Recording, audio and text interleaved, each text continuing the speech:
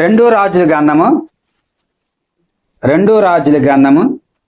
5వ అధ్యాయము 26వ వచనం తీయండి ఒకసారి. అంతటి ఎలీషా వానితో, ఆ మనుష్యుడు తన రథము దిగి నిన్ను ఎదుర్కొనుటకు తిరిగి వచ్చినప్పుడు నా మనసు నీతో కూడా రాలేదా? ద్రవ్యమును, వస్త్రములను, ఒలీవ చెట్ల తోటలను, ద్రాక్ష తోటలను, గొర్రెలను, ఎడ్లను, దాసదాసీలను సంపాదించుకొనుటకు ఇది సమయమా? ఆమేన్. యేసు ప్రభువా మీకు స్తోత్రములయ్యా. మాతో మాట్లాడు స్వామి. గతించిన 10 దినాలు ఎలాగ జీవించాలో మాతో మాట్లాడి నేర్పించింది దేవా. ఈ రోజు కూడా మాతో మాట్లాడు స్వామి. మా జీవిత కాలం అంతా మేము ఎలా జీవించాలో, ఎలాగ నడుచుకోవాలో, మీకు అనుగుణంగా మేము ఎలాగ ప్రవర్తించాలో దేవా, ఏది సంపాదించుకోవాలో, ఏది సంపాదించుకోకూడదో మాకు నేర్పించండి స్వామి. రాబోతున్న బిడ్డలను దీవించండి ప్రభా. వచ్చిన బిడ్డలను దీవించండి. అందరి చుట్టూ మీ బలను అగ్ని కంచి వేసి సైతానికి అణిచివేసి ప్రభా, వినగల చెవులను, మనస్సు ప్రతి ఒక్కరికి అనుగ్రహించండి స్వామి. మీ ఆత్మ సహాయం అనుగ్రహించి మా హృదయం అనే పలక మీద మీరే మీ చేతి వ్రాతతో వాక్యాన్ని వ్రాసి ముద్రించి భద్రం చేసి మీ రాకడకు సిద్ధపరచమని వాక్యమయ్యన్న పెండ్లుకు మడగారాణయ్యన్న యేసుక్రీస్తు వారి పరిశుద్ధ నామమున పరమ తండ్రి. ఆమేన్. అందరికి మరొకసారి వందనాలండి. మరణాత. ఇక్కడండి ఎలీషా అనే భక్తుడు తన శిష్యుడితో చెబుతున్న మాట అండి, ఇది సమయమా? మన పాఠం కూడా ఏమిటంటే ఇది సమయమా. ఇక్కడ ఇది సమయమా అని ఎవరంటున్నారంటే ఎలీషా భక్తుడు. మనం చెప్పుకున్నాం ఎలీషా గారు ఎవరంటే గొప్ప భక్తిపరుడు. ఎక్కడో రాజు ఆలోచిస్తుంటే ఎక్కడ దేవుడి మందిరంలో ప్రార్థన చేసి చెప్పేస్తా ఉంటాడు, పలానా రాజు ఇది అనుకుంటున్నాడు, పలానా వ్యక్తి మనసులో ఇది ఉంది, అంతా చూచినట్టుగా చెప్పగల శక్తిమంతుడు ఎవరంటే ఎలీషా భక్తుడు అండి. ఈ భక్తి ఎలా వచ్చింది? ఈ దైవ ధ్యానము, ఈ దైవ శక్తి ఎలా వచ్చింది అంటే సన్నిధిలో వచ్చింది. దేవుని సన్నిధిలో మౌనంగా కనిపెట్టడం వల్ల దేవాది దేవుడే వచ్చి మాట్లాడి ఆయనకు వరం ఇచ్చాడండి.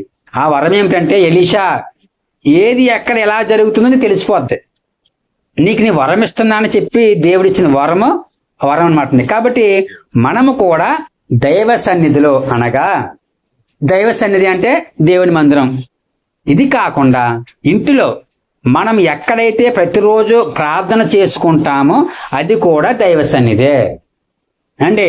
కాబట్టి రోజులో మనకి కుదిరిన టైంలో స్నానం చేసి శుభ్రంగా ఉతికిన బట్టలు కట్టుకుని తలదూకుని పౌడర్ రాసుకుని అండి ఎలాగంటే ఒక అధికారి దగ్గరికి వెళ్తున్నప్పుడు ఎలాగైతే నీట్గా రెడీ అవుతాము. ఇప్పుడు ఎమ్మెల్యే దగ్గరికి వెళ్తున్నామండి, ఎమ్మెల్యే గారి దగ్గరకు, ఎంపీ గారి దగ్గరకు, ఎవరి దగ్గరికి వెళ్తున్నాం, పెద్దల దగ్గరికి నచ్చిన వెళ్ళిపోతామా? జుప్పుడు జిడ్డుతోని, చిరిగిన మాటలతోని, మార్చిపోయిన మాటలు వెళ్ళాం కదండి. ఎలాగ వెళ్తాము? మంచి బట్ట కట్టుకుని శుభ్రంగా స్నానం చేసి పౌడర్, అలవాటు ఉంటే పౌడర్ రాసుకుని వెళతాం, అవునా కదా? అలాగే దైవ సన్నిధిలోకి వెళుతున్నామంటే దేవాది దేవుడి దగ్గరికి వెళుతున్నాము అనే ఒక ప్రశ్న, ఒక ఆలోచన మెలకువ ఉండి ఆయన దగ్గరికి వెళ్ళాలండి. వెళ్ళి మోకరించగలిగితే మోకరించి, లేకపోతే కుర్చీలో కూర్చుని, లేకపోతే నిలబగల శక్తి ఉంటే నిలబడైనా సరే ఎంతసేపు చేయగలిగితే అంతసేపు ప్రార్థన చేయాలండి. ప్రార్థన చేసిన తర్వాత సన్నిధి చేయాలి, అనగా కనిపెట్టాలి. బ్రవా, ఇంతవరకు నేను మాట్లాడేశాను, ఇప్పుడు నువ్వు నాతో మాట్లాడు అని మౌనంగా ఉండి కనిపెట్టాలి. ఈ కనిపెట్టినప్పుడు ఏమవుతుందంటే నీతి సూర్యుడైన యేసుక్రీస్తు నుంచండి ఆయన యొక్క వేడి కిరణాలు మన మీద పడతాయి. ఈ వేడి కిరణాల మీద పడినప్పుడు ఏమవుతాయంటే ఆటోమేటిక్గా మనలో ఉన్న చీకటి అంతా తొలగిపోతాయి, పాపం అనే మురికంతా పోతుంది, మన హృదయం ఏమైపోద్ది అంటే తెల్లగా అయిపోతుంది. అప్పుడు ఈ హృదయం అనే సింహాసనం మీదకి ఆయన వచ్చి కూర్చుంటాడు. కూర్చుని అప్పుడు మాట్లాడతాడండి. కాబట్టి దైవ సన్నిధి అనగా దేవుడి మందిరము ప్లస్ మన ఇంటిలో ఎక్కడ ప్రార్థన చేసుకుంటున్నామో అది దైవ సన్నిధి. ఇక్కడ ప్రతిరోజు కూడా ఎలీషా భక్తుడికి ఉన్న అలవాటు ఏమిటంటే ప్రార్థన. ఏమిటి? ప్రార్థన. ఈ ప్రార్థనా పరుడైన ఎలీషా గారి గురించి మనం చెప్పుకున్నాం అండి. ఇప్పుడు తన శిష్యుడితో అంటున్నారో ఇది సమయమా అంటున్నారు. ఎందుకు అన్నారో, అసలు ఏమి జరిగిందో తెలుసుకుందామని. సిరియా దేశపు రాజు దగ్గర అండి, సిరియా దేశం అనే ఒక దేశం ఉంది. ఆ దేశానికి ఒక రాజు ఉన్నాడు. ఆ రాజు దగ్గర అండి ఒక సైన్యాధిపతి ఉన్నాడు, అంటే సైన్యం అంతటికి ఒక అధిపతి ఉన్నాడు. ఈ అధిపతి ఎలాంటి వాడంటే పరాక్రమశాలి. ఈ రాజు పలానా దేశం మీదకి వెళ్ళి యుద్ధం చెయ్యి అంటే యుద్ధం చేసి గెలిచి వస్తాడు. వెళ్ళిపోయి రావడం కూడా కాదు. చాలా మంది అంటారు మనోడు వెళ్తే జరిగిపోతారు పని అంటారు. అంటే అర్థం ఏంటి? అంత సామర్థ్యం గలవాడు, అంత బుర్ర ఉన్నోడు, అంత తెలివైనోడు, అంత బలవంతుడు, అంత ఉన్నవాడు, లౌక్యం ఉన్నవాడు అని అర్థం. ఇతను కూడా ఎవరండి? ఈ సైన్యాధిపతి పేరు ఏమిటంటే నయమాను. ఏం పేరు? నయమాను.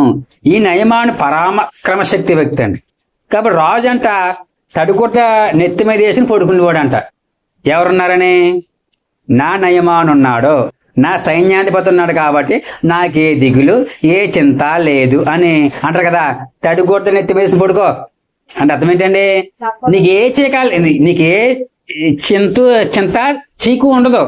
నేనున్నాను కదా, నువ్వు తడుకొట్టేసి పడుకో అంటారు. నీకు ఏ భయం లేదు, మొత్తం అసలు దీనికోసం ఆలోచించొద్దు, నేను చూసుకుంటాను అని ఒక ధీమ అనమాట. ఈ రాజు కూడా అదే ధీమ. నా సైన్యాధిపతి ఉన్నాడో నాకు అదే ధీమ అండి.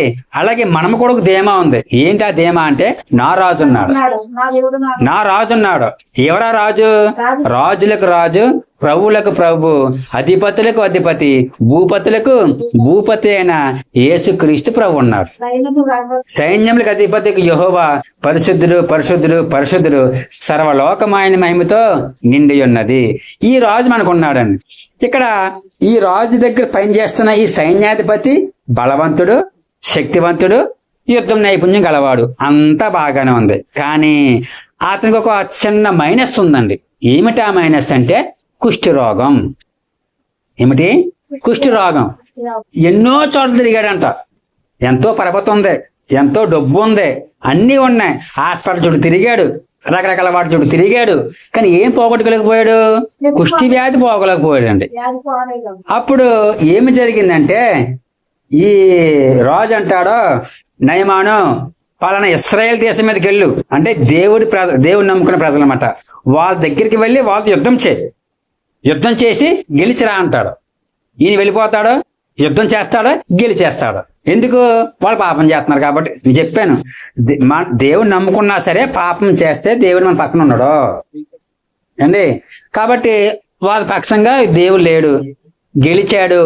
గెలిచిన తర్వాత కొంతమందిని ఏం చేస్తారంటే కొంచెం బలవంతులను, అందంగా ఉన్న వారిని లాక్కొచ్చేస్తారండి.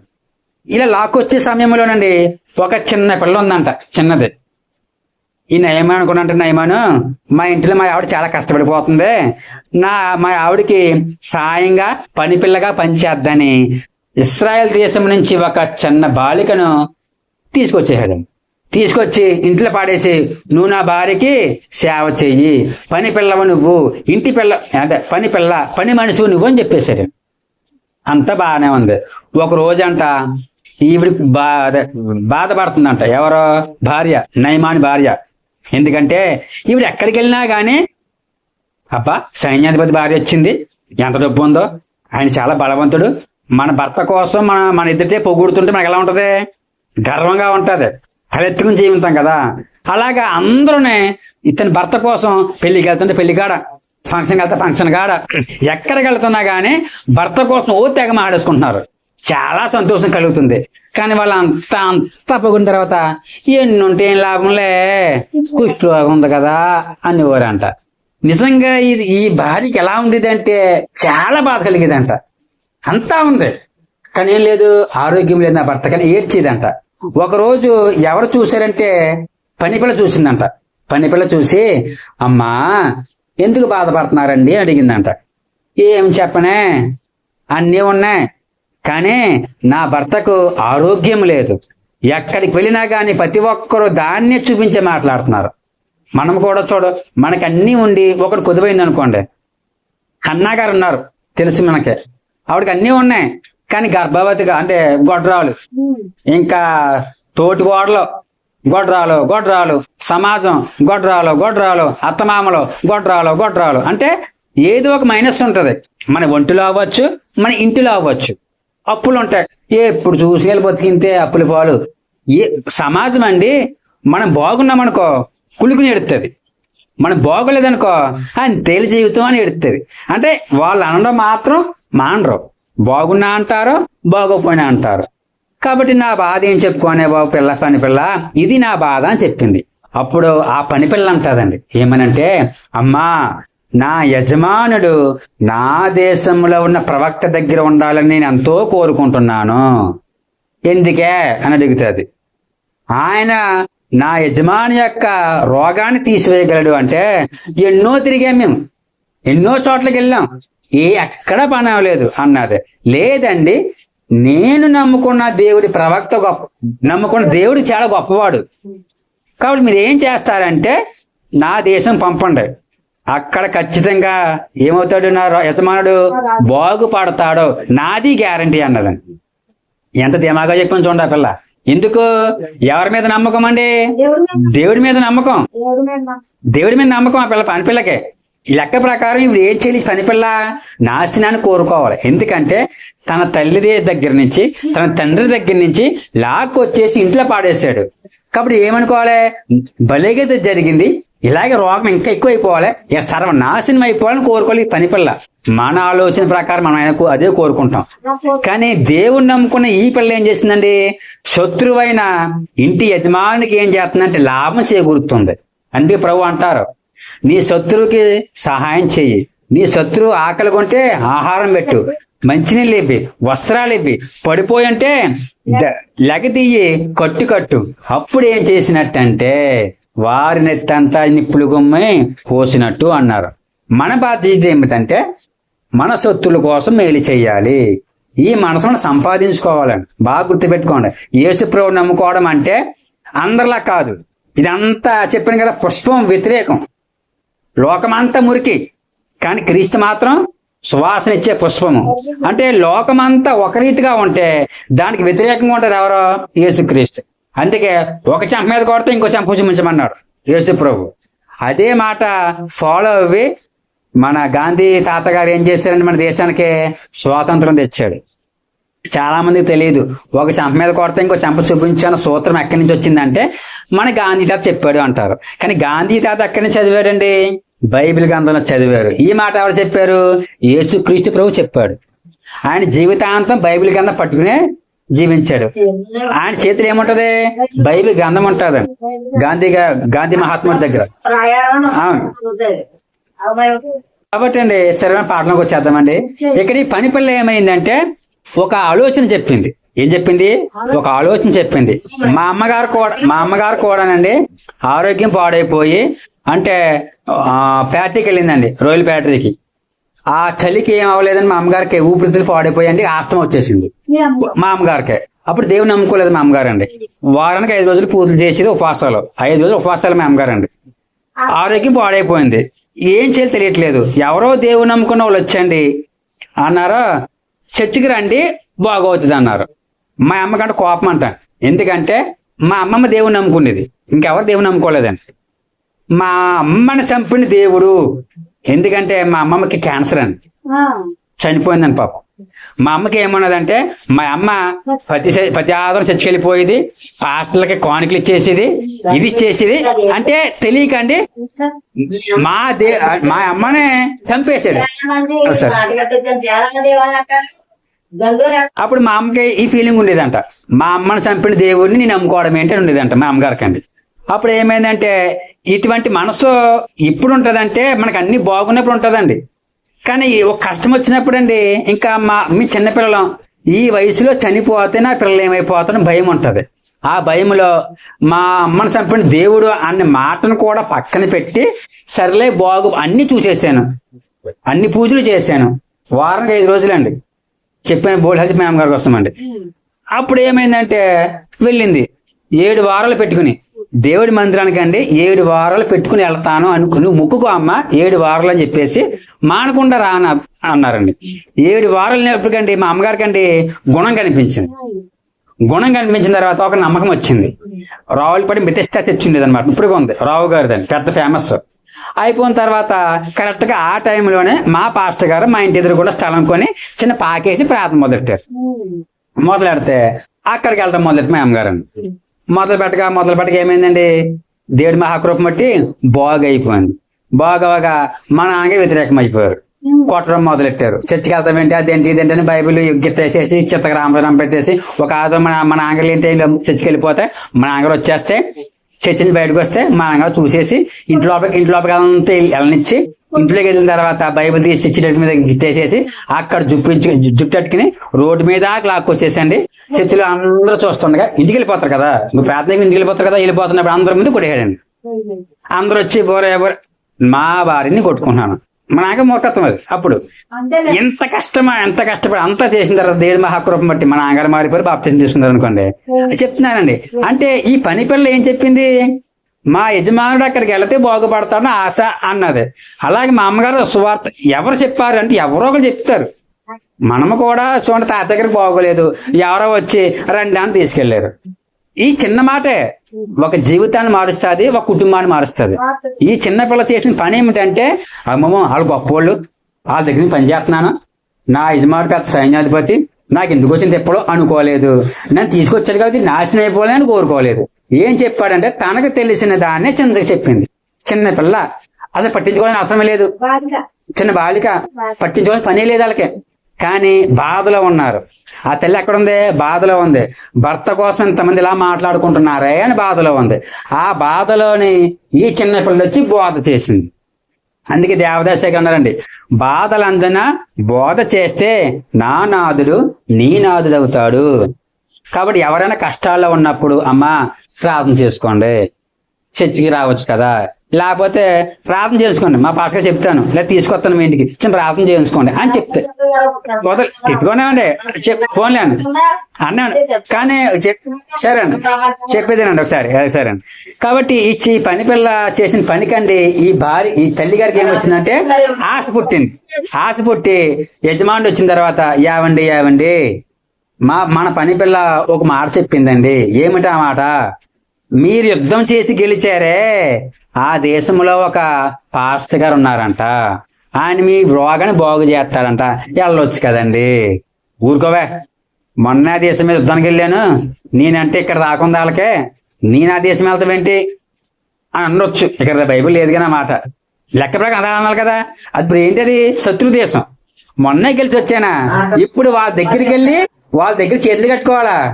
సస్యం మరి మనమైతే ఏమంటాం, నేను సత్తాను కానీ వాళ్ళ దగ్గర మాత్రం చేతులు కట్టుకోను, వాళ్ళ దగ్గర నేను డౌన్ అవునంటాం మనం. కానీ ఆయన మాత్రం అనలేదండి అలాగా. సరే అని చెప్పేసి డేట వెళ్ళిపోకూడదండి. డేట వెళ్ళిపోతే ఆ రాజు ఈయన చంపేస్తాడు.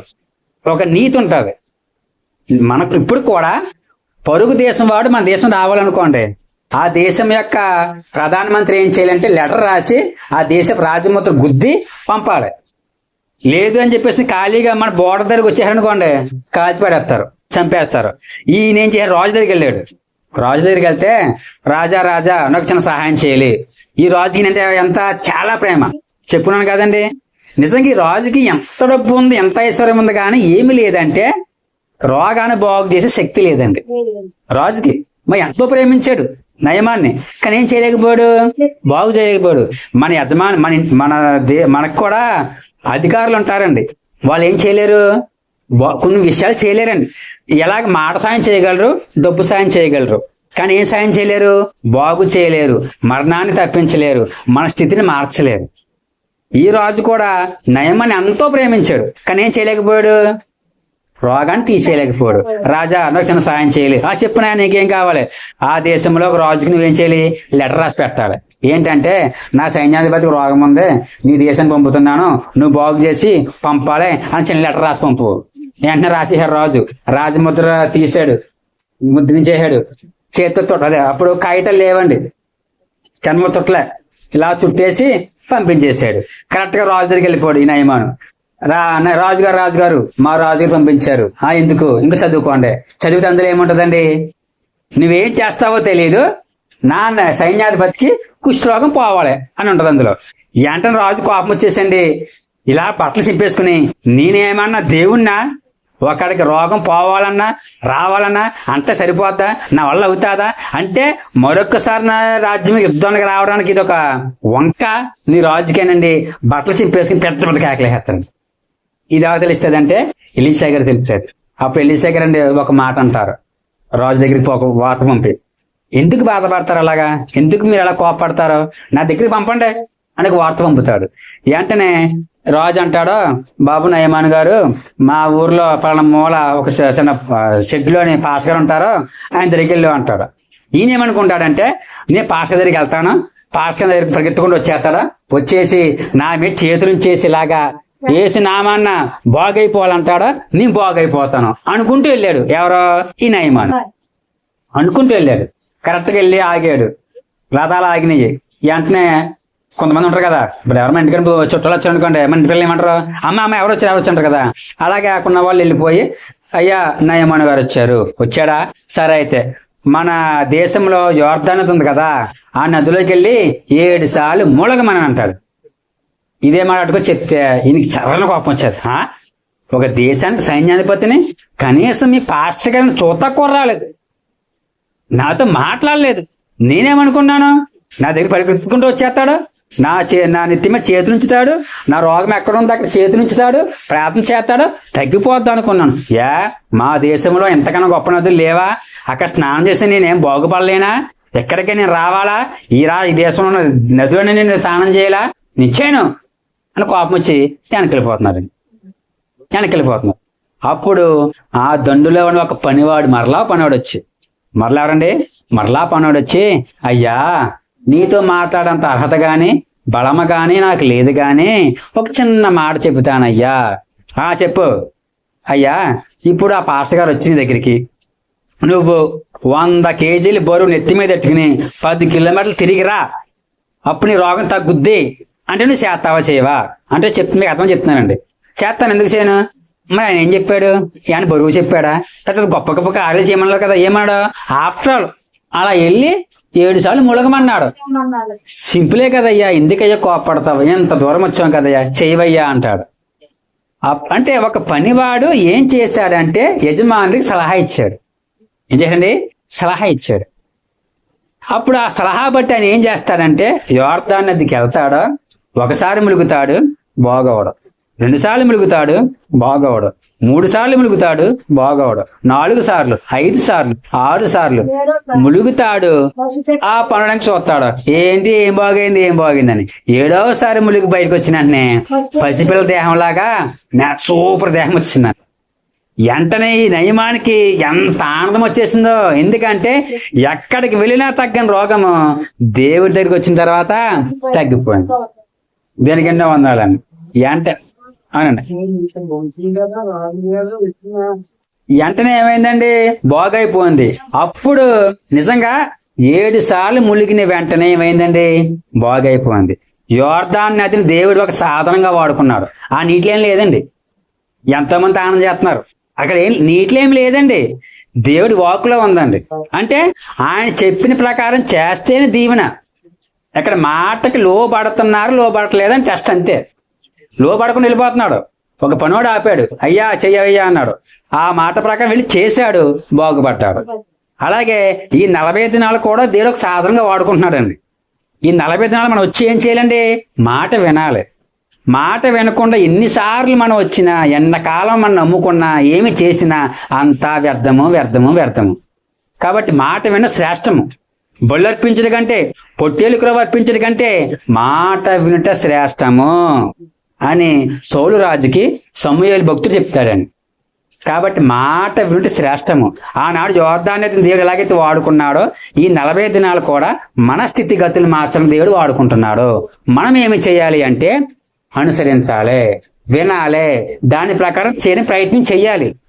మాత్రలు బలహీనతలు ఉంటాయి, దేవుడికి తెలుసు. నీ బలము తట్టు చూడకు, నా బలము తట్టు చూడదుగో. నీ బలముకు మించిన పనులు నా బలమే కదా చేయవలను. మనోవిచారం కూడదు నీకు, మహిమ తలంపులే కావాలి అండి. మనోవిచారంతో కూర్చోవద్దు. ఏం కావాలి, మహిమ తలంపులే కావాలి. కిందకు చూస్తున్నావా, నేను కిందకే లాగేస్తుంది పాతాళం. పైకి చూడు, పైకి లాక్కెళ్ళిపోద్ది పరలోకం. కానీ మనం ఇప్పుడు విచారం ఉండకూడదు. చెప్పున్నా జలగల కోసమని విచారం అనే జలగ, భయం అనే జలగ చెప్పున్నా కదా. కాబట్టి ఇవన్నీ మన దగ్గర రాకూడదండి. వెంటనే బాగైపోయిన నయమాన్ ఏం చేశాడంటే ఎంతో సంతోషంతో మరలా వచ్చేసాడు. ఎక్కడికే, ఎలీషా గారి దగ్గరికి. వచ్చి లోపలికి వెళ్ళిపోయి, నాయనా ఎంత గొప్పవాడువో నువ్వు అని అంటాడు. నేను గొప్పవాడిని కాదు, నా దేవుడు గొప్పవాడు. మన దేవుడు గొప్పవాడండి. మన దేవుడికి చాలా మంది అండి పాస్టర్ గారు కనిపించిన వెంటనే కోన పడిపోతారు. తప్పండి. పాస్టర్ గారు ఏమీ ఉండదు. ఎవరిలో ఉంటదండి? దేవునిలో ఉంటది. పాస్టర్ గారు కేవలం ఒక సాధనం అంతే. దేవుని పరిచయం చేయడానికి, దేవుడి యొక్క లోతుని చూపించడానికి ఒక అంతే. ఇప్పుడు మా అమ్మగారు నాకు దాహం వేస్తుంది, మంచిళ్ళు తెమ్మంటాను. ఆవిడ మంచిళ్ళు తెస్తుంది. ఎలా తెస్తుంది? గ్లాస్తో తెస్తుంది. నేను గ్లాస్ తెమ్మన్నానా? ఏం తెమ్మన్నాను? మంచిళ్ళు తెమ్మన్నాను. మంచిళ్ళు తేవడానికి సాధనం ఏంటండి? గ్లాసో చెంబో ఏదోటి. అలాగే దేవుడి యొక్క లోతును చూపించడానికి, దేవుని పరిచయం చేయడానికి ఒక సాధనం ఏమిటంటే పాస్టర్ గారు. అంతే. కూర్చున్న వాళ్ళకి పాస్టర్ గారికి పెద్ద తేడా ఉండదండి. గుంపులో ఒకరిని ఎలా నిలబెట్టుకుని అంతే. మీరెంతో ఇక్కడ అంతే. కానీ ఒక ఆధిక్యత ఏంటంటే సేవకుడికి దేవుడు అభిషేకిస్తాడు. కాబట్టి కూర్చున్న వాళ్ళు ఏం చేస్తారు? వాళ్ళ మాట వినాలి, గౌరవించాలి. అంతేనండి. అంతే తప్ప మనందరికీ ఎవరో శిరస్సు? యేసుక్రీస్తే. కాబట్టి మనందరం యాజకులమండి. మనందరం యాజకులుగా దేవుడు కొనుక్కున్నాడు. రక్తం ఇచ్చి యాజకులు కొనుక్కున్నాడు. కాబట్టి చాలా మంది అంటారు, ప్రార్థన పాస్టర్ గారే చెయ్యాలి. పాస్టర్ గారు చేతన బాగుతాయా? పాస్టర్ చేతన అద్భుతాలు ఉన్నాయా? కాదండి. ఎవరు చేసినా జరుగుతాయి. చిన్న పిల్లవాడు చేసినా అది జరుగుతాయి. ఏమిటి? మనలో విశ్వాసం ఉండాలి, మనలో శుద్ధి ఉండాలి. అప్పుడు మనము చేసే ప్రార్థన దేవుడు ఆలకించాడు. బైబిల్ ఎక్కడనే మీరు ఎవ్వరు ప్రార్థన చేయకూడదు, సేవకులు మాత్రమే చేయాలి, వాళ్ళ మాట వింటాను అని ఎక్కడ దేవుడు చెప్పలేదండి. ఎవరు చేసిన ప్రార్థనలకి చివరికే పందులు చేసిన ప్రార్థన, పందులు దేవుడు ప్రార్థన ఆలకించాడు. కాబట్టి సృష్టిలో ఏది చేసినా ప్రార్థన దేవుడు ఆలకింతాడండి. అంతేగాని పాస్టర్ చేస్తేనే ఆలకింతాను, పాస్టర్ ఉంటేనని చేస్తానని అండండి దేవుడు. మనం ఏం చేయాలంటే పాస్టర్కి సాధనం అంతే, అంటే పరిచయం చేయడానికి అంతే. ఒక గ్లాసు లాగా అంతేనండి. కాబట్టి ఇక్కడ అండి వచ్చాడు, కాలు పడిపోతుంది. లేదు లేదు లేదు లేదు, నాలో ఏమి లేదు, దేవునిలో ఉంది. అయ్యా ఇంకో నీకు బంగారం తెచ్చాను, వెండి తెచ్చాను, వస్త్రాలు తెచ్చాను, తీసేసుకో, బహుమతి ఇచ్చాను. ఏంటనే అంటాడు, నాకేమి వద్దు, నా దేవుడి నామాన్ని ఒట్టి పెట్టుకుంటున్నాను, నీ దగ్గర నుంచి నాకు ఎంత కూడా ఏమి వద్దు, తీసుకెళ్ళిపో అంటాడు. లేదయ్యా లేదయ్యా, దయచేసి తీసుకోవయ్యా, దయచేసి తీసుకోవయ్యా, నా దేవుడి మీద ఆనా, నేను మాత్రం తీసుకోను కాక తీసుకోను అంటాడు. ఎంతో బాధపడతాం. మనకు కూడా ఏమైనా సాయం చేసి అనుకోండి, మనం ఏం చేస్తాం? ఏదో ఇద్దాం అనుకుంటాం. వాళ్ళు వద్దు వద్దు వద్దని అనుకోండి, కనీసం భోజనం చేసాలయ్యా అని అనుకో, నాకు ఏం వద్దంటే అనుకుంటాం, కనీసం మంచి తాగిన బాగున్నాయి అని మనసు బిగుతుంది కదండి. ఎలాగన్నా సరే అనుకుంటున్నాడు. సర్లే అని చెప్పేసి సెలవు తీసుకుని ప్రార్థన చేసుకుని వెళ్ళిపోతున్నాడు. ఇదంతా చూస్తున్నాడు ఒక వ్యక్తి. ఎవరంటే గెహాజీ. చూసి అయ్యో, మా గురువు గారికి అంత డబ్బు ఎత్తుంటే, అంత వెండి ఎత్తుంటే, అంత బట్టలు ఎత్తుంటే వద్దన్నాడే, ఎంత పని చేశాడు. సరే మా పాస్టర్ గారు ఏం చేస్తాడు, ఎప్పుడునే ఆ లోపలికి వెళ్ళి ప్రార్థన చేసుకుంటాడు, అంతే కదా. సరే అని చూశాడు. పాస్టర్ గారు ఎలీసా గారు మరలా తొలిపేసుకుని ప్రార్థనకి వెళ్ళిపోయాడు. ఎన్న పరిగెత్తుకుని వెళ్ళిపోయాడు. ఎక్కడికే? నయమాను రథం దగ్గరికి. చూసే నయమాను ఒక వ్యక్తి పరిగెత్తుకుంటూ వస్తున్నాడు. ఆపండి ఆపండి రథం ఆపండి అన్నాడు. ఆపారు. ఎవరికి రాసి వస్తే ఎలీసా గారి శిష్యుడు. ఏమైంది? కుశలమేనండి. ఎందుకు వచ్చావంటే, మీరు వెళ్ళిపోయిన తర్వాత 2 వ్యక్తులు వచ్చారండి మా గురుగారి దగ్గరికి. మా గురుగారు ఏమన్నారంటే 2 వస్త్రాలునే 2 వెండి నాణాలు ఇమ్మన్నారండి. 2 ఎందుకు? 4 తీసుకో. 2 మూటలు ఎందుకు? 4 మూటలు తీసుకో. ఎవరక్కడ? ఇంకో ఈ గెహాజీతో వెళ్ళండి, మోసుకెళ్ళండి, ఇంటికాడ పెట్టి రండి అన్నాడండి. ఎవరు అడిగారంటే అంతగానే? గురువుగారు అడిగారా? నిజంగా అడిగారు గురువుగారు? అసలు గురువుగారు వద్దన్నారు. ఈయనేమంటున్నాడు, మా గురువు గారు అడిగారండి, ఇవ్వండి అని తీసేసుకున్నాడు. శుభ్రంగా వచ్చారు. ఇంటికి వచ్చిన తర్వాత సైలెన్స్ ఇక్కడ పెట్టేసుకుని మూటలు వెళ్ళిపోయినాడండి. వాళ్ళు వెళ్ళిపోయారు. ఈయన శుభ్రంగా వెళ్ళి దాచేసుకుని ఏమి అడిగినట్టు గురువు దగ్గరికి వచ్చి వాళ్ళు నుంచున్నాడు. గెహాజీ ఎక్కడికి వెళ్ళావు? నేను అడగలేనండి బాబా, ఎక్కడ కూర్చున్నాను బాబా అన్నాడు. నీవు రథముతో దగ్గర వెళ్ళినప్పుడు నా మనసు నీతో కూడా రాలేదా? ఎక్కడో పొరుగు దేశంలో ఉన్నవాడు మాట్లాడితేనే తెలిసిపోయింది ఈయన గారికి. ఈయనకి మరి బుర్ర ఉండాలి కదా శిష్యుడికి. నా గురువు గారికి దేవుడు ఒక వరం ఇచ్చారు, ఎక్కడో పొరుగు దేశంలో రాజు ఏదో మాట్లాడుకుంటే తెలిసిపోతాదే, అటువంటిది పరిగెత్తుకుంటా వెళ్ళిన విషయం తెలిసిపోద్ది కదా అని ఉండాలి కదా మెలుకోండి. ఏమైపోయింది? మనోనేత్రాలు మూయబడిపోయాయి. ఎందుకంటే దుబ్బాస. దుబ్బాస ధనాపేక్ష సమస్త కీడులకు మూలమంటండి. ధనాపేక్ష. ఈనాడు పాపం పెరిగిపోయిందన్న, కల్తీ పెరిగిపోయిందన్న, మోసాలు పెరిగిపోయినాయన్న, ఏదైనా సరే ఒకటే కారణం ఏంటండి? ధనము. ధనమే కారణం. కాబట్టి కల్తీ పెరిగిపోయి మన ఆరోగ్యం పాడైపోతుంది. ఆ కల్తీ చేసేవాడిని అడగండి, ఎందుకులే కల్తీ చేస్తున్నా? నిజాయితీగా ఉంటే ఏం రూపాయలు సంపాదించాం రా, ఇంకో లీటర్ పాలు 2 లీటర్లు నీళ్ళు కలుపుతాను, 3 లీటర్లు అవుతాయి. శుభ్రంగా ఇది అమ్ముకుంటే 80 రూపాయలు వస్తాయి లీటర్ అమ్ముకుంటే. ఈ 2 కలిపాను ఇప్పుడు ఎంత వస్తున్నాయి? 240 వస్తున్నాయి. అంటే 160 రూపాయలు లాభం కల్తీ. అలాగా మంచి నూనె అవ్వచ్చు, భోజనం అవ్వచ్చు, ఏదైనా సరే కల్తీ కల్తీ కల్తీ. ఎందుకు? అలాగే ఉద్యోగస్తుడికి సంతకం పెట్టమను, ఎంత ఇస్తావు అంటాడు. ఎందుకు? ఆశ. సంతకం పెడతాక జీతం తీసుకుంటున్నాడు ప్రభుత్వం దగ్గర నుంచి, యజమాని దగ్గర నుంచి. మరలా ఏమంటాడు? ఎంత ఇస్తావు అంటాడు. ఇదేంటి? ధనాపేక్ష. ధనాపేక్ష ఏంటండి? ధనాపేక్ష. మొన్న గుజరాత్ లోని వాటర్ ట్యాంక్ కట్టారండి. తెలుసు కదా, మీ ఊరు ట్యాంక్ ఉందా? వాటర్ ట్యాంకు ఊరంతటికి కుళాయిలు వస్తాయి కదా ట్యాంకు. అటువంటి ట్యాంక్ అండి 22 కోట్లు పెట్టి కట్టారంట గుజరాత్ లోని. కట్టి రేపొద్దున ఓపెనింగ్ ఎమ్మెల్యేలు ఎంపీలు అందరూ వచ్చి ఘనంగానే ఇదిగో మా ప్రభుత్వం మేము కట్టేసాం అని చెప్పుకుంటారు కదా. ఏ ప్రభుత్వం చెప్పుకుంటది? చెప్పుకుంటాకప్పుడు ముందు రోజు టెస్ట్ చేస్తారు. ఏం చేస్తారంటే మన ఆ ట్యాంక్ అంతా వాటర్ పట్టేశారంట. పట్టిన కూలిపోయిందండి. 22 కోట్లు పెట్టి నీళ్ళ ట్యాంక్ కట్టారు. మరి బంగారం తగ్గట్టు ఏం కట్టి తెలియదు. 22 కోట్లు అయిపోతుంది మన ఊరు ట్యాంకే. ఎంత అవుతుందండి? అంటే పోలండి ఇప్పుడు నాయకులు తినేసారండి, తినేసారు పక్కేస్తుంది. తిన్న ఎలా కట్టాలా? 22 కోట్లు అంట వాటర్ పెట్టని కూలిపోయిందండి. ఎందుకు? కల్తీ. అంటే ధనాపేక్ష. ఇక్కడ గెహాజీ గారు కూడా ఏమున్నదండి? ఏముందండి? ధనాపేక్ష ఉంది. ధనాపేక్ష ఉంది, వెళ్ళిపోయాడు. అప్పుడు అంటారండి ఎలీషా గారు, ఆ నయమాను పోగొట్టుకున్న కుష్ఠరోగం నీకు వచ్చును గాక అంటాడండి. వెంటనే నీకు నీ సంతానానికి కూడా వచ్చును గాక అంటాడండి. వచ్చేసింది. ఏం చేశాడండి ఆయన? ఇది సమయమా? బట్టలు సంపాదించుకుంటాకే, డబ్బు సంపాదించుకుంటాకే, తోటలు సంపాదించుకుంటాకే ఇది సమయమా? ఇప్పుడు అదే అంటున్నామండి, ఇది సమయం కాదండి. పాపాన్ని పోగేసుకునే అదే. కాబట్టి అండి మనకి సమయం కాదండి ఇది. నిజంగా చూడండి, ఇది ఏ సమయం అంటే మనకి రాకడికి సిద్ధపడే సమయం అండి ఇది. గురుతులు బాగా జరుగుతున్నాయి. ప్రభు అన్నారు, నిలిచే సమయాన్ని మీరు యుద్ధ సమాచారం గురించి వింటారని. నిజంగా చూడండి, మరలా ఇరాన్కి, అమెరికాకి, ఇజ్రాయెల్కి యుద్ధం. ఆ ఇరాన్ దేశం మీద ఇజ్రాయెల్, అమెరికా కలిపి బాంబులు వేసాయి. ఈ ఇరాన్ దేశం ఏం చేస్తుందండి? సౌదీ అరేబియా మీద, దుబాయ్ మీద బాంబులు వేసింది. ఇప్పుడు ఇంచుమించు ప్రపంచంలో 4 యుద్ధాలు జరుగుతున్నాయండి. ఎలా చూసుకున్నా అంటే ఈ ఇరాన్ దేశంలో స్కూల్ మీద బాంబు వేసేసారు. పిల్లలు చనిపోయారండి. చనిపోతే ఆ తల్లిదండ్రులండి స్కూల్ బ్యాగులో ఉన్న పేర్లు చదివి తెలుసుకుంటున్నారండి, నా బిడ్డ అని. నిజంగా వీడియోస్ చాలా భయం వేసిందండి. ఒక తండ్రి అయితే ఆ బ్యాగ్ లో చాక్లెట్లు ఉన్నాయండి, అంటే బిడ్డ తింటాకి స్నాక్స్ ఎట్టుకెళ్తే. నిజంగా అంటే చూడండి, యుద్ధం జరగడం వల్ల ఏమైందండి? అభం శుభం తెలియని బిడ్డలు చనిపోయారు అండి. ఇప్పుడు చూడండి, అమాంతంగా అన్నిట్లు పెరిగిపోతాయి. రేపటి నుంచి చూడండి, నూనె పెరిగిపోయింది, యుద్ధాలు జరుగుతున్నాయి. పెట్రోల్ పెరిగిపోయింది, యుద్ధాలు జరుగుతున్నాయి. పప్పులు పెరిగిపోయినాయి, ఉప్పులు పెరిగిపోయినాయి, అన్ని పెరిగిపోయినాయి అంటారు. దేని గురించి? యుద్ధాల గురించి. బంగారం పెరిగిపోతాను, ఇప్పటికే పెరిగిపోయింది దేవుడా అంటే ఆకాశంలోకి వెళ్ళిపోతాం కానండి. ఎందుకు? అక్కడి నుంచి రావాలి అండి.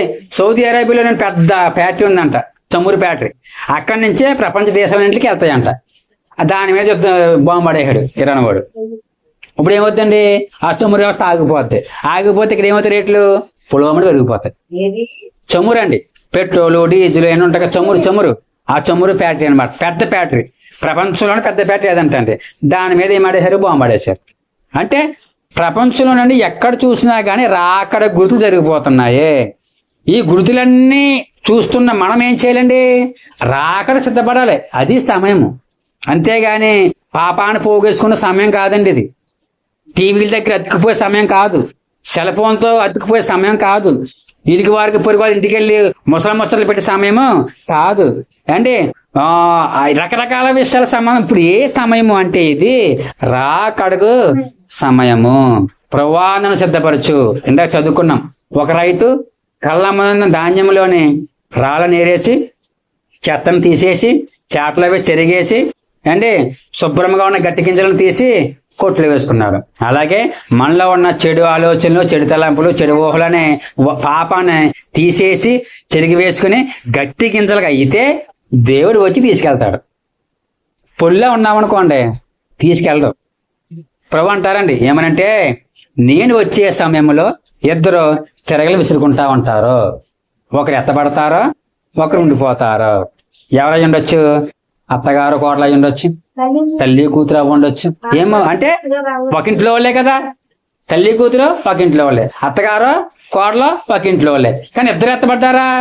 ఒకళ్ళు ఎత్తబడ్డారో ఒకళ్ళు విడిపడిపో. అంటే ఎవరి భక్తి ఎలా ఉంటుంది ఎవరికి తెలియదు. అలాగే ఇద్దరు మంచం మీద ఉన్నారంటండి, ఒకళ్ళు వెళ్ళిపోయారంట ఒకళ్ళు ఉండిపోయారంట. భార్య భర్త మంచం మీద ఉన్నారు, ఒకళ్ళు వెళ్ళిపోయారు ఒకళ్ళు వెళ్ళలేదు. అంటే భర్త భక్తి చేశాడు, ఇద్దరు దేవుని నమ్ముకున్న వాళ్ళే, ఇద్దరు చర్చికెళ్ళిన వాళ్ళే, ఇద్దరు భక్తి అన్ని చేసిన వాళ్ళే, కానీ సిద్ధపడలేదు. ఏం చేయలేదండి? సిద్ధపడలేదు. మనకు బస్సు వచ్చిందండి ఫర్ సపోజ్ 8ంటికి మీ ఊరంటే బస్సు వెళ్తుంది అనుకుందాం, కాకినాడ. మీకు తెలుసు 8 గంటల బస్సు అని. స్నానం చేసేసి బట్టలు కట్టుకుని కూర్చున్నారు అనుకోండి, బస్సు వచ్చింది. ఏం చేయగలరు మీరు? ఎక్కగలరు. అలా కాకుండా లెగ్సారు, బట్టలన్నీ సర్దేశారు, మూటలన్నీ సర్దేశారు, మీరు తానం చేయలేదు, ఏమీ చేయలేదు, కూర్చుని ఉన్నారు. ఎక్కగలరా? అన్నీ చేశారు, కానీ ఏం చేయలేదు, ఎక్కడానికి సిద్ధపడలేదు. అలాగే దేవుడు నమ్ముకున్నారు, ప్రార్థన చేస్తున్నారు, కానుకలు ఎత్తున్నారు, పరిచర్య చేస్తున్నారు, సువార్త చేస్తున్నారు, పాటలు పాడుతున్నారు, మానకుండా మందిరానికి వస్తున్నారు. కానీ మన మనసులో రాకడ వస్తుంది కదా, వెళ్ళనా? కనీసం రాకడతాను మనలో ఉందా? ఆయన వస్తానన్నాడు కదా, వస్తానన్నాడు కదా. ప్రపంచం ఎక్కడ చూస్తున్నా కానీ గుర్తులే. మనుషుల మధ్య ప్రేమ తగ్గిపోద్ది, అక్రమం విస్తరించిపోతుంది, యుద్ధాలు జరుగుతాయి, కరువులు వస్తాయి, మనుషుల మీద మనుషులు లేచిపోతారు. మొన్న గుళ్ళో కంటండి, ఒక పెద్ద కులస్తులు గుడి అంటండి, అది చిన్న కులం వాళ్ళు వెళ్ళారంట. 2 నెలల పాపం తీసుకుని వెళ్ళారంట. ఆ పెద్ద కులస్తులు ఏమన్నారండి, మా గుళ్ళోకి వస్తారా మీరు అని చెప్పండి తొక్కి చంపేశారండి 2 నెలల పిల్లని. తల్లిని కొట్టారు, తండ్రిని కొట్టారు. ఆ తల్లి ఏమంటుందని, అయ్యో నా చంటి పిల్లండి, కొట్టొద్దండి అంటే, మా కులం గుడిలోకి వస్తాడేంట్రా మీరు అని చెప్పేసండి తొక్కేస్తే ఆ 2 నెలల పాప చచ్చిపోయిందండి. జనం మీద జనం లేసిపోతున్నారు. నా కులం గొప్ప, నా కులం గొప్ప, నా మతం గొప్ప, నా మతం గొప్ప, నా హీరో గొప్ప, లేదు నా హీరో గొప్ప, నా నాయకుడు గొప్ప, నా నాయకుడు గొప్ప, నా ఊరు గొప్ప, నా ఊరు గొప్ప. ఏంటి గొప్ప? ఏది గొప్ప కాదు. దీనివల్ల ఏమైనా ఉపయోగం అని చెప్పండి. ప్రభు అన్నారు, జనం మీద జనం లెగిస్తారు, రాజ్యం మీద రాజ్యం లెగిస్తారు. ఇప్పుడు చూడండి, నా దేశం గొప్ప, నా దేశం గొప్ప, చూసుకుందాం అని యుద్ధాలు జరుగుతున్నాయి, కరువులు వస్తున్నాయి, కరువులు. ఇప్పుడు పనులు కరువు వచ్చిందండి అంటే, ఆరోగ్యానికి కరువు వచ్చేసిందండి. నిజంగా నిక్కార్సైన ఒరిజినల్ తిండికి కరువు వస్తాయి. మనం నా చిన్నప్పుడే పప్పు టమాటా వండితే ఎంత రుచిగా ఉండేదో. పులిహార నేను నిజంగా పులిహార ఎంత ఇష్టంగా తినేవాడిను. పులిహార ఇప్పుడు గడ్డిలే ఉంటుందండి. గడ్డే ఎందుకు? రుచి లేదండి. ఏమందండి? రుచి లేదు, రుచి కోల్పోయింది భూమి అండి. ఆశ మందులు వేసేసి, ఒకప్పుడు ఎంత బత్తలు పండేది ఏంటండి ఎకరం బాస్. మీ కాలంలో 15, నాకు తెలిసి 30 అనుకుంటా. మా చిన్నప్పుడు 30 పండాలనుకునేవారు నా కాలంలో. ఇప్పుడు 70 పండిందా? 70 పండిందా?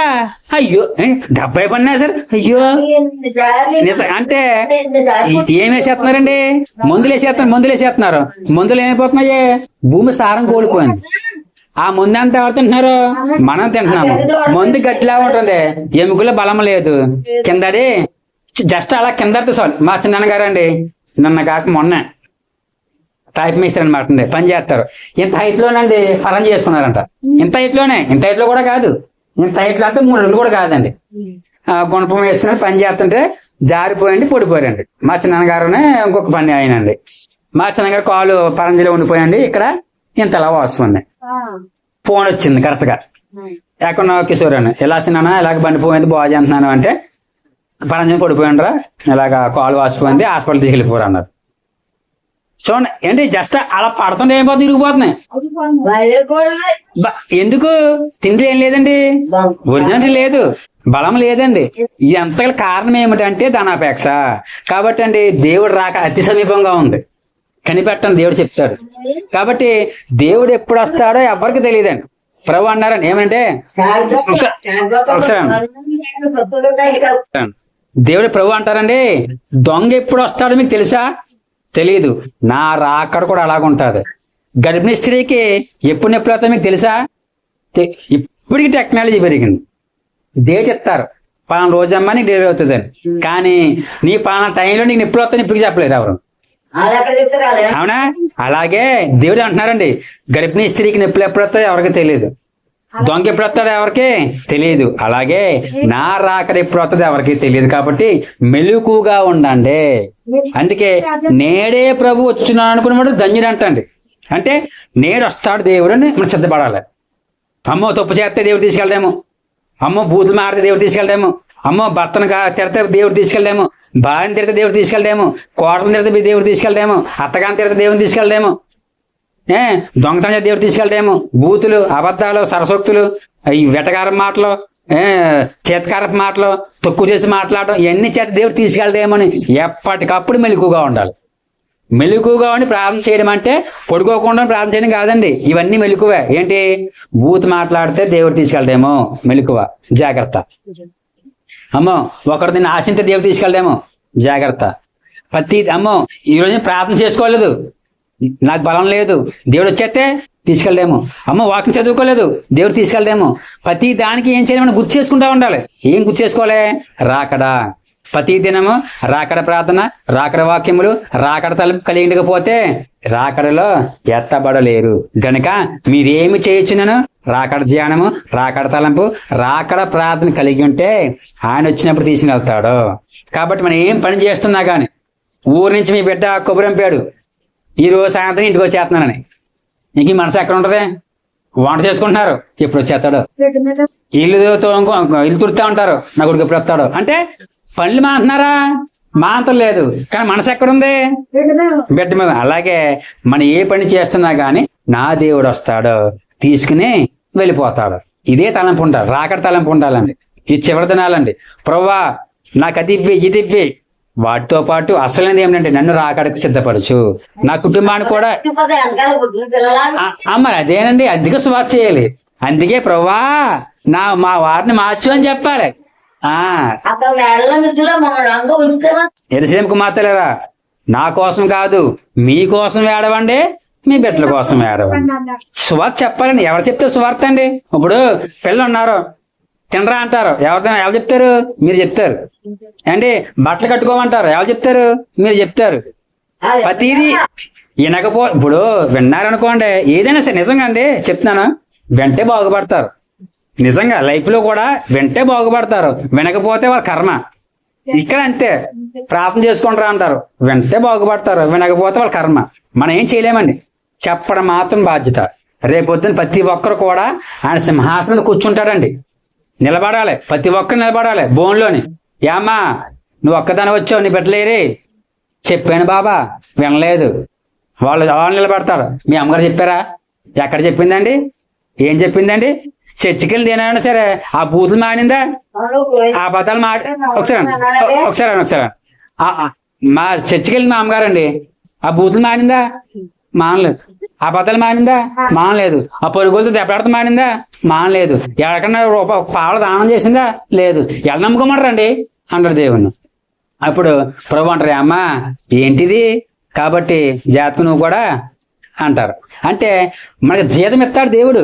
ఎలాగో అంటే మనం చేసిన దాన్ని బట్టి జీతం ఇస్తాడు. రైతు కూడా మన పనిలోకి వెళ్ళిపోయి తంతలు ఆడామనుకోండి, లాస్ట్ ఏం చేస్తాడు? ఒక రోజు మా నాన్నగారండి పనులకు తీసుకెళ్లారు. గంటి పెద్దబూడు పనులకి వెళ్తే పని ఒప్పుకున్న మా నాన్నగారండి. మేస్త్రి ఒప్పుకొని మేస్త్రి పనులు పెడతారు కదా, మా నాన్నలా పెట్టారండి. ఒక మేస్త్రి కష్టపడి పని చేశాడు. ఇంకో మేస్త్రి గారండి, ఆయన ఏమో సీసీ కెమెరాలో చూస్తున్నాడంట. ఇంటి యజమాని, మాకు తెలియదు ఇంతకని, మేము లినియలేదు, ఇలా నుంచి చూస్తున్నాడంట.